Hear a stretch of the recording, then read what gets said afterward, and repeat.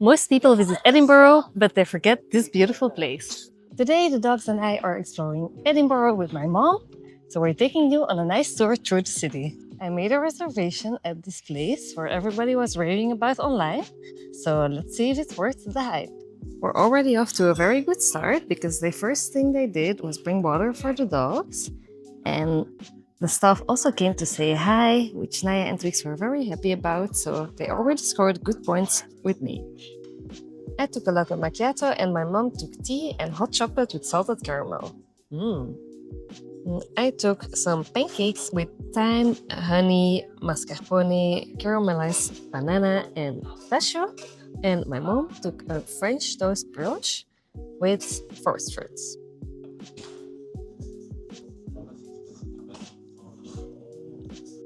And of course, when in the UK, you need to take a scone. So we took one with banana and peanut butter, which was today's special. The food was absolutely amazing. It was really good. We enjoyed it a lot. So now we're very stuffed and we are on our way to go to Tron Kirk Market. So we are now in Tron Kirk Market, which is a really lovely little market in an old church. And they have lots of handcrafted things. Super cute. It's a perfect place to buy souvenirs. And I already see where we are going to buy something because there is a little shop with all doggy things. I see some new outfits in the future of my dogs. We have all kinds of cute things here, from jewelry to coasters, cute cards, lots of home decor stuff, a lot of cashmere.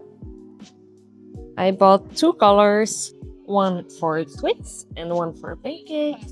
And then I'm going to get another color for Minnie, who is my dog that is now living with my dad, because he really loves the Scottish Tartan. So I wanted to get a red one for her, but they didn't have it here. But they told me to get it at their shop in the center. Look at this beautiful painting, so pretty. We are now walking in one of Edinburgh's most iconic streets, Cockburn Street. Edinburgh is known to have a very much Harry Potter vibe. It's also the city where J.K. Rowling got a lot of her inspiration for the books. And we have lots of these very cute Harry Potter shops that kind of look like you're in a street straight out of the movie. If you're a Harry Potter fan, you really should come to Edinburgh.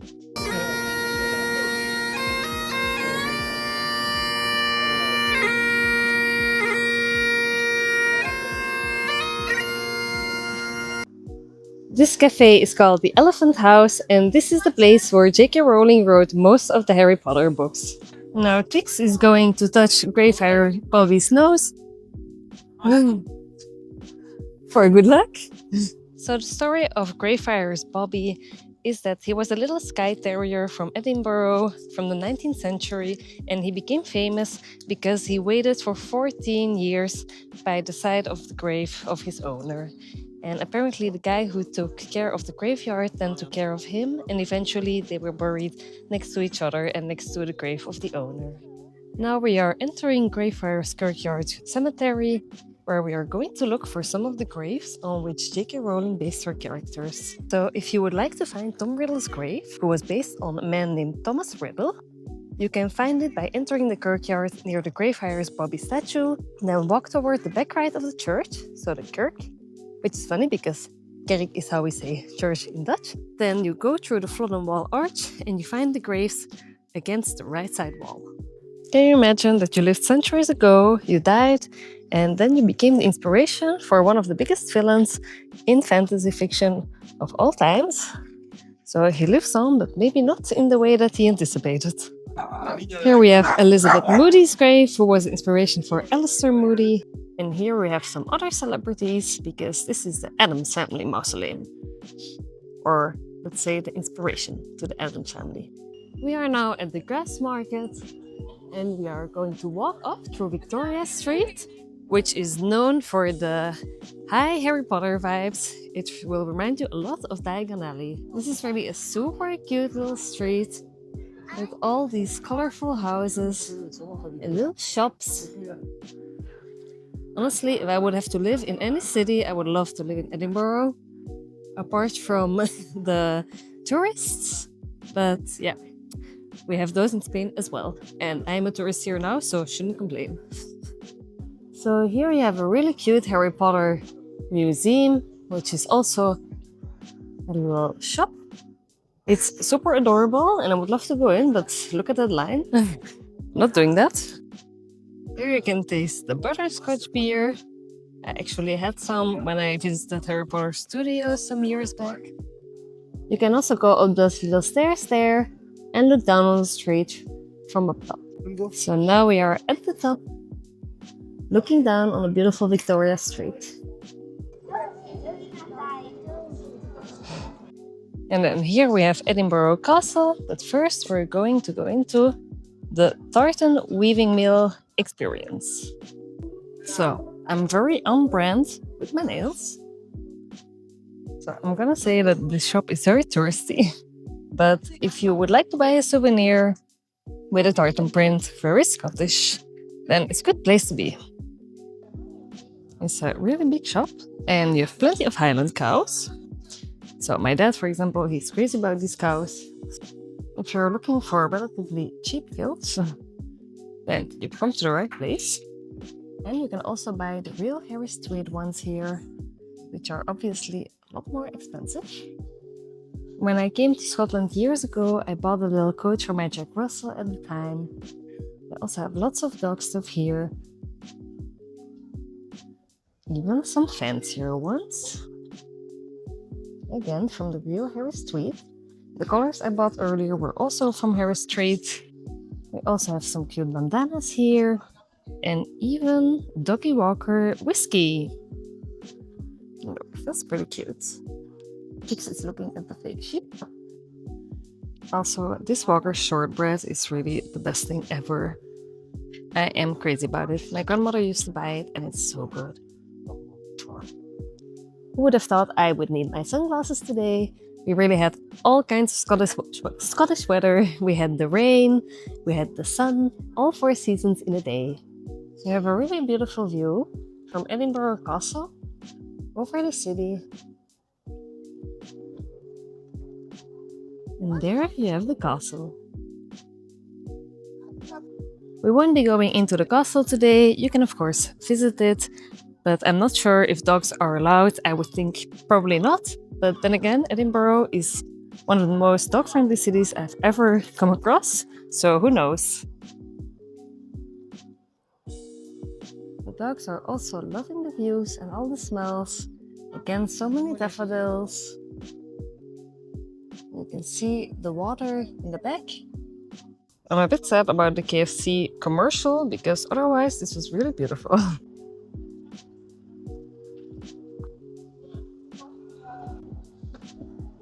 We are here in Edinburgh at the Coro Chocolate Cafe where they have the famous sushi pancakes. So we took one with brownie and one with banana and biscoff. It looks absolutely amazing, and best of all, they also have cappuccinos. Edinburgh is honestly one of the most dog-friendly places I've ever been. To me, it can really win the award of most dog-friendly city. Outside of almost every place, there is a dog water bowl. Even at places that have nothing to do with dogs, like furniture stores, you have water bowls literally everywhere. And every place we've been to so far is super dog-friendly.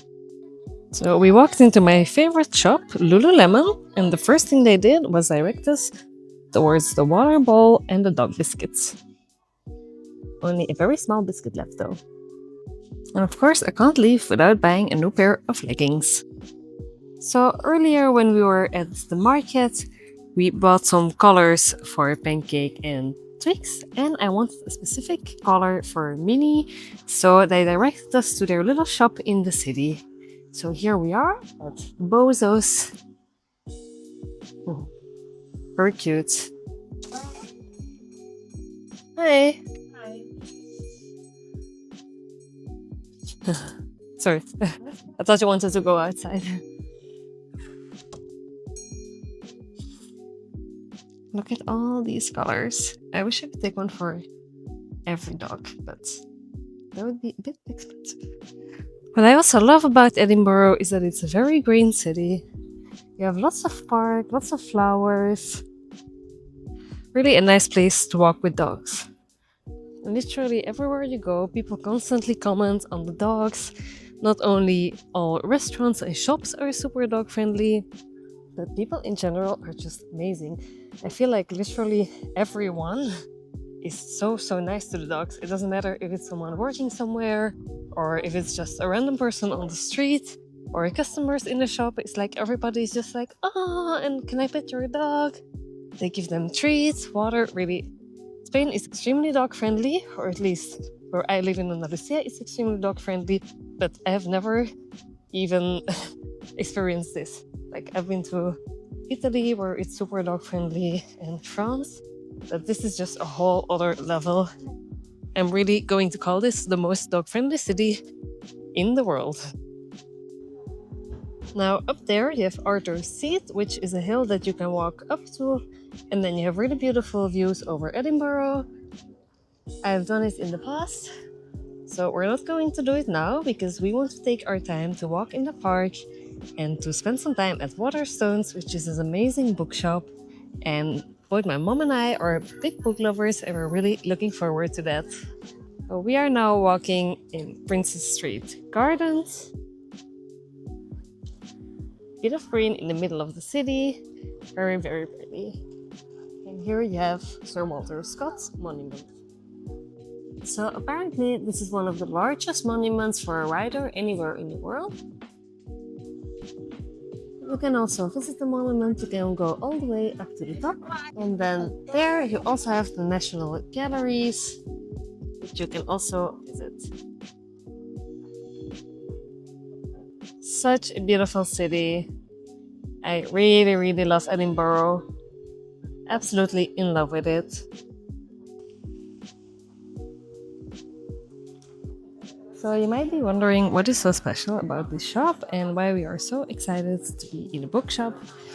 It's because Waterstones is an extremely big store. You really have all kinds of genres here. It's really amazing. It's my favorite bookstore in the world. Whenever I'm in the UK, I can really spend hours just browsing here. Honestly, you could just drop me here for the day. They also have a little cafe.